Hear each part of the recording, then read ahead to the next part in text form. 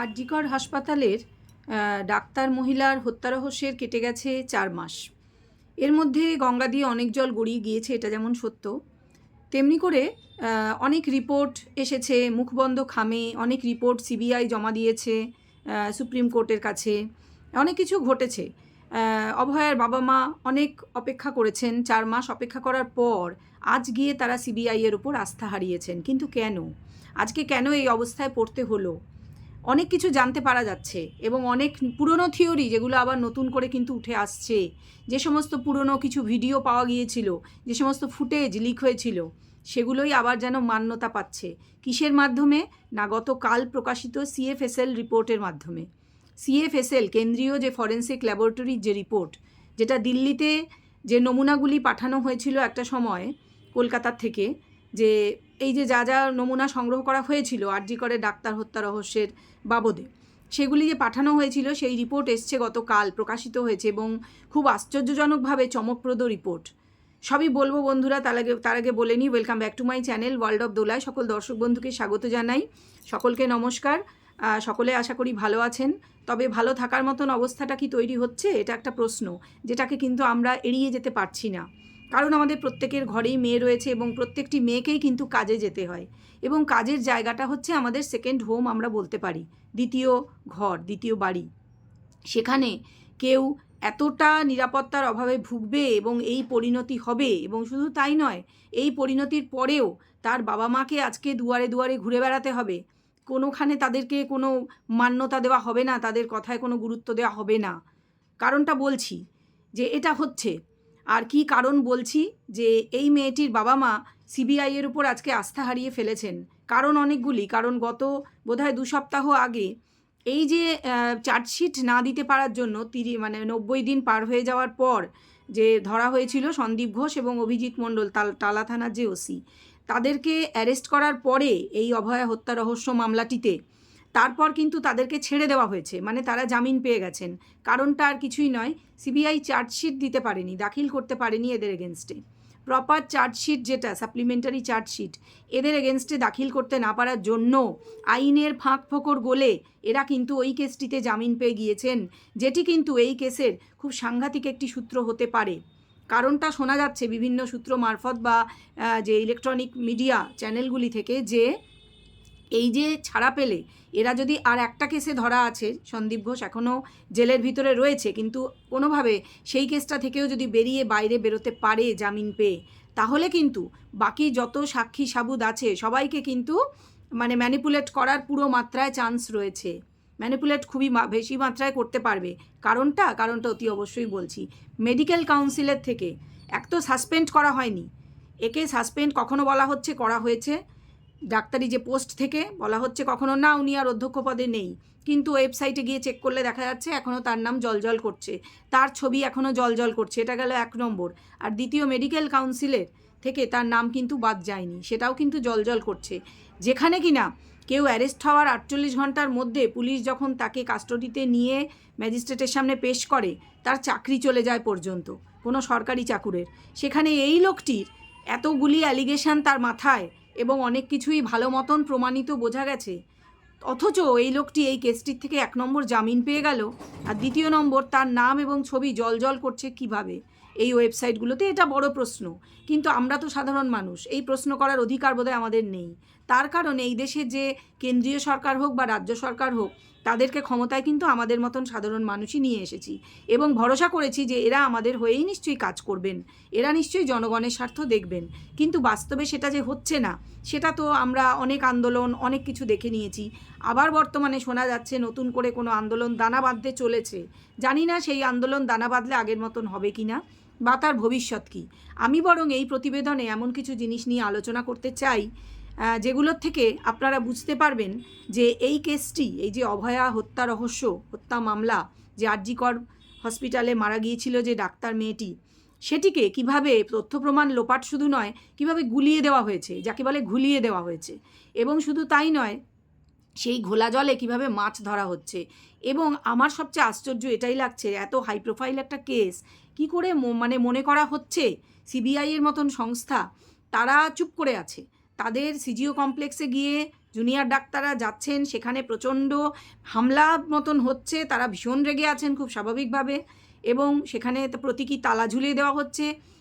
রাজ্য পুলিশ গিয়ে সেখান থেকে জুনিয়র ডাক্তারদের হটিয়ে দিয়ে গতকাল আমরা দেখেছি সেই তালা খুলে ফেলে দিচ্ছে, যে প্রতীকী তালা কার্ডবোর্ডের একটা তালা, সেটাই তারা মেনে নিতে পারছেন না এবং ভীষণ ক্ষুব্ধ, রাগে ফুঁসছেন এপক্ষও ওপক্ষও। অথচ এই বিষয়ে স্পিকটি নট হয়ে রয়েছে সিবিআই।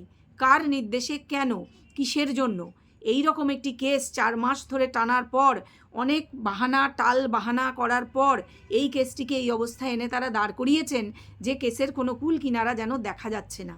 আমাদের সাধারণ মানুষের সামনে আমাদের মনে হচ্ছে, যেখানে আমরা সেদিনও দাঁড়িয়েছিলাম 9ই আগস্ট রাত্রে, যেখানে মেয়েটি যেদিন খুন হয়েছিল তার নিজের কর্মক্ষেত্রে 36 ঘন্টা ডিউটি করার পর সে হয়তো একটু রেস্ট পেতে চেয়েছিল, সেখানেই প্রশ্ন যে এইখানে অনেকগুলি নতুন করে কিছু জিনিস সামনে এসেছে যেগুলো এতদিন জানা যায়নি। আজকে এই প্রতিবেদনে আমি সেগুলোই আপনাদের সামনে পেশ করতে চাইব।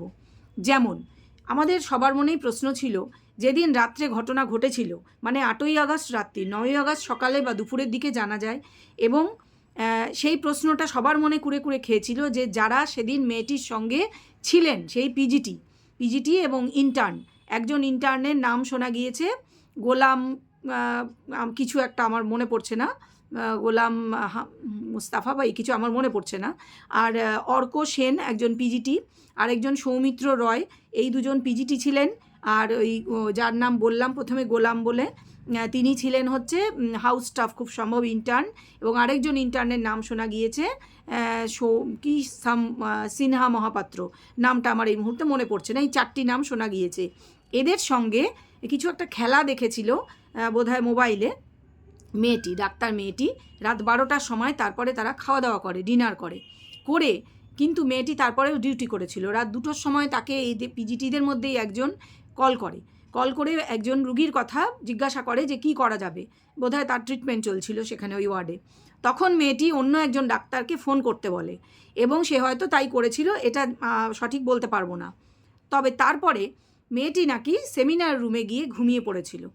এটি শোনা গিয়েছে যে তাকে ডক্টর অর্ক সেন নাকি দেখেছিলেন যে লাল একটা কম্বল মুড়ি দিয়ে ঘুমাচ্ছেন, এই কথাটা শোনা গেছিল, এবং তিনি দরজাটা ভেজিয়ে দিয়েছিলেন তখন, মানে দরজাটা বন্ধ করে দিয়েছিলেন, কথাই উনি বলেছেন যে দরজাটা বন্ধ করে দিয়েছিলেন। এইখানে একটা বড় প্রশ্নচিহ্ন। ভালো করে মন দিয়ে এই জায়গাটা স্কিপ না করে আপনারা শুনুন আমি কি বলছি। ব্যাপারটা হচ্ছে, মেয়েটি গেল না যে রোগীর কথা, কারণ সে তখন প্রচণ্ড ক্লান্ত, 36 ঘন্টা তার ডিউটি করা হয়ে গিয়েছে। সে আরেকজন ডাক্তারের কথা বলল, হয়তো এই দ্বিতীয় ডাক্তার তৃতীয় কারোর সাথে কন্ট্যাক্ট করে নিলেন, আর তারপর তাকে লাল কম্বল মুড়ি দিয়ে ঘুমোতে দেখা গেল, বোঝা গেল। কিন্তু এখন সিএফএসএল রিপোর্টটা কেন এই প্রসঙ্গে, মানে এই নিয়ে আলোচনা করতে হবে, কারণ দিল্লি থেকে সিএফএসএলের যে রিপোর্ট এসছে গতকাল, তাতে জানা যাচ্ছে যে এই মেয়েটি, মানে কোনো ধস্তাধস্তির চিহ্ন অকুস্থলে পাওয়া যায়নি। অকুস্থল বলতে সেমিনার রুম, সেই সেমিনার রুমে কিছুই ঘটেনি। এই রিপোর্ট অনুযায়ী সেমিনার রুমে বডিটা এনে রেখে দেওয়া হয়েছিল, এবং বাকি সব কিছু, যে ল্যাপটপ, মোবাইল ইত্যাদি, ডায়েরি সাজিয়ে, তার জুতোটা পর্যন্ত সাজিয়ে রাখা হয়েছিল, এটাই বোঝা যাচ্ছে। পরবর্তীকালে ভোর রাতের দিকে বা ভোরবেলায় এই ডাক্তারদের মধ্যেই পরপর 2-3 জন এই বডিটা দেখতে পেয়ে, তারা প্রথমে একজন যে অর্ক সেন, তিনি দেখেই চিৎকার করে ওঠেন, বাইরে এসে সুইসাইড বা কিছু বলে চিৎকার করেছিলেন, যেটা অন্যরা শুনেছিলেন, অন্য আরেকজন মহিলা ডাক্তার, আমার নামটা এই মুহূর্তে মনে পড়ছে না, এরকম মানে লোক মুখে তারপর ছড়ায়। কিন্তু এই সুইসাইড কথাটা তিনি কেন বলেছিলেন, কারণ তিনি তো বডি পরীক্ষা করেননি, এটা 1 নম্বর প্রশ্ন একটা এলো। দ্বিতীয় যেটা শোনা যাচ্ছে, যে বডিটা তারপর এরা যেহেতু ডাক্তার, এরা নিজেরাই চেক করেন, যে একজন কি তপাদার, সামথিং তপাদার, হয়তো আমার মনে পড়ছে না, এরকমই কিছু নাম হবে, তিনি শোনা যাচ্ছে, একবার শোনা যাচ্ছে একজনের কাছে, কারণ এই সবগুলোই যে শোনা যাচ্ছে আমি বলছি, এই সবগুলোই সিবিআই এর কাছে এরা বিভিন্ন সময়ে বিভিন্নজন বলেছেন, এদের বয়ানে এরা বলেছেন, এবং শোনা গেছে যে বয়ান নাকি বারে বারে বদল হয়েছে, মানে একই ডাক্তার বারে বারে নিজের বয়ান বিভিন্ন দিচ্ছেন, এটা জানা নেই কেন। এটা একটা প্রশ্ন, কিন্তু প্রশ্নচিহ্ন থাকছে। তো দেখা যাচ্ছে যে এই যে বলছে যে বাইরে এসে সুইসাইড, সে নিজে কিন্তু পরীক্ষা না করেই বলছে, এটা কেন? তাকে কি কেউ এটা বলতে বলে দেওয়া মানে হয়েছিল? এটা কি কোনো স্ক্রিপ্টেড কিছু ছিল যে সে যাবে, দেখবে, তারপরে সে বাইরে এসে চেঁচিয়ে এই কথাটা বলবে, যাতে কিনা লোক মুখে এটাই ছড়িয়ে পড়ে? এবং আমরা জানি, যখন ডেপুটি সুপার, যিনি একজন নন মেডিকেল, যার পক্ষে জানা বোঝা সম্ভব নয়, তাকে যা বলা হবে তিনি সেটাই বলবেন। তিনি প্রথমে অভয়ার বাবাকে ফোন করে বলেন, আপনার মেয়ে অসুস্থ, চলে আসুন আপনারা। পরবর্তী দ্বিতীয় ফোন কিছুক্ষণ পরে যায়, তখন অভয়ের বাবা ফোন করেন যে আমার মেয়ে কি খুব অসুস্থ বা এই ধরনের কিছু জিজ্ঞেস করতে এই ভদ্রমহিলা যে ডেপুটি সুপার তিনি বলেন যে না, সুইসাইড করেছে। এই যে সুইসাইড, এইটা কিন্তু দুবার শোনা গেল, ঠিক কথা তো, শোনা গেল দুবার। কথাটা হচ্ছে যে এই যে ঘটনাগুলো ঘটলো, এগুলো নিয়ে সিবিআই ঠিক মতন তদন্ত কি করলো না, যে তারা কোনো চার্জশিট দিতেই পারলো না? কারণ এই যে প্রিন্সিপাল, যে মানে এক্স প্রিন্সিপাল যাকে শোনা যাচ্ছে সাসপেন্ড করা হয়েছে, অথচ এটা কিন্তু একটা রহস্য, একটা ধোঁয়াশা যে আদৌ তিনি সাসপেন্ডেড কিনা, যদিও তিনি 4 মাস প্রায় হয়ে গেল জেলে রয়েছেন, 3 মাসের বেশি, ঠিক আছে, মানে কাস্টডিতে রয়েছেন সিবিআইয়ের। কথাটা হচ্ছে যে সিবিআই চার্জশিট 3 মাস পরেও দিতে পারলো না এবং এই কেসে জামিন দিয়ে দেওয়া হলো। এটা ইচ্ছাকৃত করা হলো কি না জানা এই জন্যই যাচ্ছে না, সন্দেহটা সিবিআইয়ের দিকে, সন্দেহের তীরটা এখন ঘুরে যাচ্ছে এবং যার জন্য এই আন্দোলনগুলো নতুন করে শুরু হয়েছে। জুনিয়র ডাক্তাররা আবার করে নতুন করে আন্দোলন করছেন, সিজিও কমপ্লেক্সের গেটে গিয়ে প্রতীকী তালা দিয়ে দিচ্ছেন এবং বিভিন্ন মহল থেকে সুর আবার চড়ানো হচ্ছে, কারণ কিন্তু যথেষ্ট পরিমাণে রয়েছে। কারণটা হচ্ছে যে সিবিআইয়ের গাফিলতি বিভিন্ন ক্ষেত্রে রীতিমতন প্রমাণিত সত্য এখন। যেমন একটি রুমের কথা শোনা যাচ্ছে যে 8 তলায় অর্থোপেডিকের যে মেন যে ওটি অপারেশন থিয়েটার, তার ঠিক উল্টো দিকের একটি রুম, সেখানকার একটি ভিডিওটা পুরনো, সেই সময় কিন্তু ভিডিওটা লিক হয়েছিল, যদিও সেইটা দেখার পরে কিনা জানি না সিবিআই সেই রুমটা, অর্থোপেডিক যে ওটি তার উল্টো দিকের যে রুমটা, সেখানে রক্তমাখা গ্লাভস, সেখানে কাঁচি, সার্জিক্যাল ছুরি ইত্যাদি বিভিন্ন কিছু এবং ব্লাড স্টেন, রীতিমতন ডিপ ব্লাড স্টেন পাওয়া গিয়েছিল এবং কয়েকজন সিস্টার তারা নিজেদের মধ্যে কথা বলছেন হিন্দিতে শোনা যাচ্ছে এবং বিস্ময় প্রকাশ করছেন যে এখানে ওই রুমটিতে, সেটি কিন্তু ওটি নয়, সেখানে কিন্তু এই জিনিসগুলো যাওয়ার কোনো প্রশ্নই নেই যদি না কেউ সেখানে ওগুলো নিয়ে গিয়ে রেখে থাকে, কিন্তু সেখানে ওই জিনিসগুলো এলো কী করে? এইগুলো সব জানাজানি হওয়ার পরে কি না জানি না, যখন 8 তলা ওটিতে সামহাউ সিবিআই গিয়ে তদন্ত করেছিল, তারা 3 ঘন্টা ধরে প্রচুর খোঁজাখুঁজি করেছিল, আমরা জানি বিভিন্ন 3D ম্যাপিং, অনেক গল্প আমরা শুনেছি। এরপরে ওই উল্টো দিকে যে রুমে এগুলি পাওয়া গেছিলো এই জিনিসগুলি, সেই রুমটি কিন্তু ওই অবস্থাতে সেই মুহূর্ত থেকে আজও পর্যন্ত সিবিআই তালাবন্ধ করে রেখে দিয়েছে, সেটি কিন্তু আজও খোলা হয়নি। প্রশ্ন হচ্ছে যে এই রুমটা নিয়ে কেন আরও তদন্ত করা হলো না, চার্জশিট দাখিল করা কেন গেল না? এটা কি কোনো মহলের নির্দেশে? এটা কি বিশেষ কোনো কারণ রয়েছে এর পিছনে? আমরা সাধারণ জনগণ, এগুলো তো আমাদের মনে প্রশ্ন, আমরা তো এগুলো জানতে চাইবো। আপনার মনেও নিশ্চয়ই প্রশ্ন, যেমন আমার মনে প্রশ্ন, ঠিক একইভাবে অভয়ার বাবা মার মনেও কিন্তু এই প্রশ্ন, অনেক প্রশ্ন, যে তাদের কেন ডেড বডি দেখতে দেওয়া হয়নি, তাদের মেয়ের যে দেহ তাদেরকে দেখতেই দেওয়া হয়নি। প্রত্যেকটা লোক যাচ্ছে ভিতরে দেখছে, অথচ তারা দেখতে চাইলে বাধা দান করা হচ্ছে। এই প্রসঙ্গে বলি, তারা বিকেলবেলা, তাদের যখন প্রায় বিকেলে দেখতে দেওয়া হয় বা দুপুরে, তখন তারা বলছেন গায়ে সবুজ চাদর ছিল, কখনো কেউ বলছেন নীল চাদর ছিল এবং বিভিন্ন চাদর শুদ্ধ ছবি কিন্তু বিভিন্ন মোবাইল থেকে লিক হয়েছিল।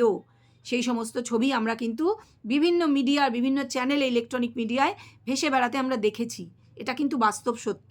সেই যে লাল কম্বল দিয়ে শুরু, যে লাল কম্বলে প্রথম ঢাকা দেখা যায় তাকে, তারপর কিন্তু যে ভিডিও আমরা দেখেছি, অনেক ভিডিও পরের দিকে এসছে, যে মেয়েটি মেঝেতে শোয়ানো বডি রয়েছে, কখনো শুধু মেঝেতে শোয়ানো বডিটা রয়েছে, পাটা একদিকে হয়ে রয়েছে, যে পা ভেঙে দেওয়া হয়েছিল বলা হয়েছে, সেখানে কিন্তু আমরা দেখছি নীল চাদর দেওয়া এবং বিকেল, মানে যখন বিকেলে হোক দুপুরে হোক তার বাবা মাকে দেখতে দেওয়া হচ্ছে, তারা বলছেন সবুজ চাদর ঢাকা। তাহলে এই যে বারবার চাদর পরিবর্তন করা হয়েছে, এটা কেন? এই চাদর প্রসঙ্গে একটা কথা বলার না বললেই নয়, যেটা সেন্ট্রাল এই ল্যাবের রিপোর্টেও রয়েছে, মানে সিএফএসএল রিপোর্টে রয়েছে, যে চাদরটা শেষ পর্যন্ত মানে দেখা গেছিলো, তারা যখন পেয়েছেন, যা ছবি পান বা যাই পান, যে সেই চাদরটাও হয়তো দেওয়া হয়েছে তাদের, চাদরের মাথার তলার দিকে যে ব্লাড স্টেন সেইটা চাদরে লেগেছিল, সেটা নিশ্চয়ই অভয়ারই রক্ত অবশ্যই, এবং কোমরের দিকে কিছুটা, অথচ তার শরীরে অজস্র আঘাত ছিল, সেই সমস্তই অনেকটা ইন্টারনাল এবং অনেকটা এক্সটার্নাল, সেই সমস্ত ব্লাড স্টেন কেন এই চাদরে পাওয়া যায়নি? খুব বড় প্রশ্ন, সেটা কিন্তু পাওয়া যায়নি। এটা কিভাবে সম্ভব?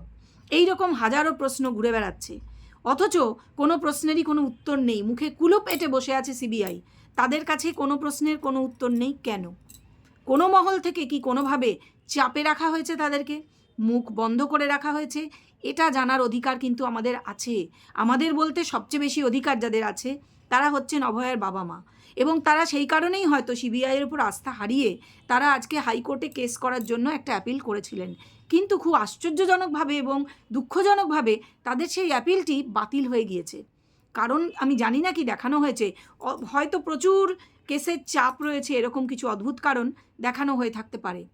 যে এই ধরনের একটি প্রচণ্ড সেন্সিটিভ ইস্যু এবং এই ধরনের কেস যেটা আগে কোনো দিন শোনা যায়নি, ঘটেনি ভারতবর্ষের ইতিহাসে প্রথম, এবং এই মেয়েটি খুব রেপুটেড একজন ডক্টর ছিলেন এবং অনেস্ট তো অতি অবশ্যই তিনি ছিলেন। যে অত বড় দুর্নীতি তার হাত দিয়ে হয়তো বেরিয়ে যেতে পারতো, সেগুলো কিন্তু অনেকটাই মানে সামনে চলে এসেছে এবং সেই দুর্নীতি মামলায় কিন্তু আজও সন্দীপ ঘোষ কাস্টডিতে রয়েছেন, এটা ঘটনা। তাহলে প্রশ্ন যে এই বাবা মায়ের যে আর্জি হাইকোর্টে, তারা 18টা প্রশ্ন সম্বলিত তাদের যে অ্যাপিল, যে নতুন করে এই কেসটায় হাইকোর্ট মাথা ঘামাক, এটা কেন বাতিল হলো? তাদের অ্যাপিল যদি হাইকোর্ট থেকে বাতিল হয়ে যায় তারা যাবেন কোথায়? কারণ সুপ্রিম কোর্ট নিজের মানে স্বতঃপ্রণোদিত হয়ে এই কেসের দায়িত্বভার গ্রহণ করেছিলেন। ডিওয়াই চন্দ্রচূড় তখন ছিলেন প্রধান বিচারপতি, আজ তিনি রিটায়ার করে গেছেন গত নভেম্বরে। অথচ তিনি যখন কেসটা উঠত আমরা কখনো সেই অর্থে সদিচ্ছা কিন্তু দেখিনি যে যত দ্রুত সম্ভব কেসটা যাতে সমাধানের দিকে এগোয় সেই দিকে কোনো নিয়ে যাওয়ার কোনো চেষ্টা আমরা দেখতে পাইনি। অনেক উল্টো পাল্টা কথাবার্তা, প্রশ্ন উত্তর প্রচুর আমরা দেখেছি, যেগুলোর ডাইরেক্ট মানে ট্রান্সমিশন হয়েছে, আমরা দেখতে পেয়েছি। কিন্তু যা আমরা দেখতে চেয়েছি যে মেয়েটির আত্মা যাতে শান্তি পায়, মেয়েটি যাতে সঠিক বিচার পায়, যে জাস্টিস, সেই জাস্টিস কিন্তু আজও মেলেনি। জাস্টিস কি মিলবে না? জাস্টিস ইজ স্টিল ডিউ, এটা আমাদের মনে রাখতে হবে। তাই বলছি বন্ধুরা, হাল কিন্তু ছাড়লে চলবে না, আমরাই কিন্তু পারবো এই জাস্টিস ছিনিয়ে আনতে হবে। অভয়ার বাবা মায়ের সঙ্গে থাকুন, সবাই সঙ্গে থাকতে হবে, লড়তে হবে দাঁতে দাঁত চেপে। বোঝাই যাচ্ছে যে সহজে সোজা আঙুলে ঘি তো উঠবে না। অতএব আমাদের সবাইকে একাঠা যাকে বলে ইউনাইটেড থাকতে হবে। প্রত্যেকটা মানুষ আজকে অভয়ার বাবা মার সাপোর্টে থাকুন। তারা যা চাইছেন, তারা কিছু চাইছেন না, শুধু তাদের মেয়ের ঠিক তার মেয়ের সাথে কি হয়েছিল এবং কারা করেছিল এবং সঠিক অপরাধীকে খুঁজে বের করে দোষীকে শাস্তি, উপযুক্ত শাস্তির যে প্রদান করা, শুধু এইটুকুই তারা শুধু চেয়েছেন। তাহলে এইটুকু তাদের তো প্রাপ্য। তারা তো তাদের সন্তান, একমাত্র সন্তানকে হারিয়েছেন। অথচ আমাদের দেশের জুডিশিয়ারি, যে পৃথিবীর সবচেয়ে বড় ডেমোক্রেসি, সেখানে থেকে আমরা স্বাধীন মানুষ, প্রত্যেকে আমরা স্বাধীন নাগরিক এই ভারতবর্ষের, অথচ এই সাধারণ সামান্য তাদের দাবিটুকু সেটা পূরণ করা যাচ্ছে না। আমি জানি না কেন, কিসের চাপেতে।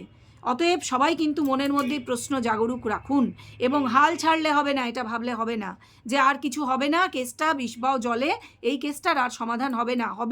হওয়া সম্ভব, কারণ ওই যে বললাম সেই রুমটা আজও কিন্তু লকড রয়েছে, যে অর্থোপেডিকের উল্টো দিকে যে রুমে, সেখানে পাওয়ার কথা নয়। সেখানে অন্যান্য মেশিনারি আর রয়েছে, অন্য কাজ হয়, সেখানে কোনো সার্জিক্যাল গ্লাভস, ইউজড গ্লাভস থাকার কথা নয়, ফেলে দেওয়া হয়েছে ইউজড গ্লাভস, রক্তমাখা যে মানে ওই কি বলে কাঁচি, এই সমস্ত, ঠিক আছে, সমস্ত যে ওটির জিনিসপত্র সেখানে কেন ফেলা হয়েছে? এগুলো কি কাজে ব্যবহৃত হয়েছিল, কবে হয়েছিল? আজও সেগুলো সেখানেই আছে, সেইভাবেই সিল করে দেওয়া হয়েছে, অথচ চার্জশিট দেওয়া গেল না। এটা কি ম্যানিপুলেটেড নয়? অতি অবশ্যই, বোঝাই যাচ্ছে পরিষ্কার করে। অতএব এই কেসের রহস্যের জট কিন্তু ইচ্ছা করলেই খুলতে পারে, কিন্তু খোলা হচ্ছে না, এটা বোঝা যাচ্ছে। অতএব হাল ছাড়লে হবে না, লেগে থাকতে হবে, নতুন করে আন্দোলন আবার তৈরি করতে হবে এবং সবাইকে ইউনাইটেড থাকতে হবে। তবেই কিন্তু এই সমস্যার সমাধান সম্ভব। তাহলে কিন্তু জাস্টিস আমরা পাওয়াতে পারি, আমরা দেওয়াতে পারি এই বাবা মাকে। এই অসহায় বাবা মা কেন অসহায় হয়ে থাকবেন? আমরা কিন্তু তাদের সহায় হতে পারি। এইটা মাথায় রেখে সবাই সোচ্চার হন, নতুন করে কিন্তু আবার যে যেভাবে পারেন সোচ্চার হন, আন্দোলনে থাকুন। নমস্কার।